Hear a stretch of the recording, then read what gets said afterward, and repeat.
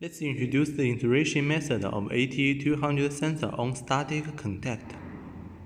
Before insertion, check that whether the group number of sensor on the label is same as the group number of the receiver. Turn on the sensor.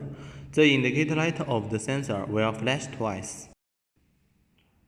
We tie the strip of the sensor into a suitable size ring according to the size of the static contact.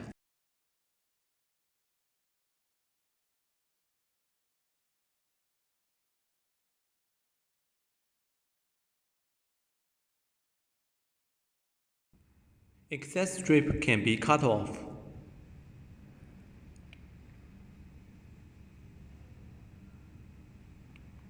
Then we install the sensor to the static contact and push to the bottom. The sensor is installed.